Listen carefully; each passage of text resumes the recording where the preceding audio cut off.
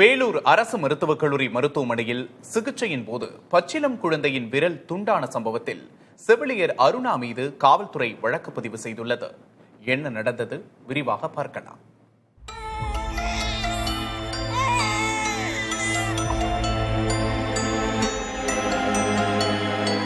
வேலூர் முள்ளிப்பாளையத்தைச் சேர்ந்த ஆட்டோ ஓட்டுநர் விமல்ராஜ் நிறைமாத கர்ப்பிணியான தனது மனைவி நிவேதாவை பிரசவத்திற்காக வேலூர் அரசு மருத்துவக் கல்லூரி மருத்துவமனையில் சேர்த்தார். கடந்த 24ஆம் தேதி ஆண் குழந்தை பிறந்த நிலையில் லேசான உடல்நலக்குறைவு ஏற்பட்டுள்ளது. இதனைத் தொடர்ந்து குழந்தைக்கு மருத்துவமனையில் ஊசி போடப்பட்டுள்ளது. இந்நிலையில் குழந்தையின் கையில் ஒட்டப்பட்டிருந்த பிளாஸ்டரை செவிலியர் கத்திரிக்கோளால் அகற்றும் போது தவறுதலாக வலது கையின் விரல் துண்டிக்கப்பட்டதாக கூறப்படுகிறது.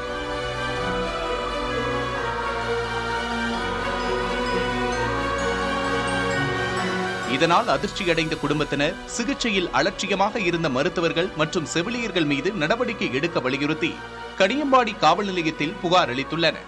இந்த கையில் அந்த டேப் இருக்கு இல்லையா, அது அப்படியே எடுக்காது. என்ன பண்ணாங்க, கத்திரிக்கோல் விட்டு குழந்தை கையை தூக்குனாங்க. தூக்கும் போது குழந்தை 2 வாட்டி இழுத்துன்னு போயிடுச்சு.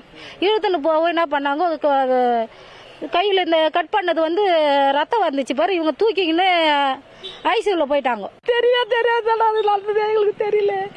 அப்புறம் பார்த்தா அந்த 1:30 மணிக்கு தான் எங்களுக்கு தெரிஞ்சிச்சு இந்த மாதிரி ஆயிக்குதுன்னு சொல்லிட்டு.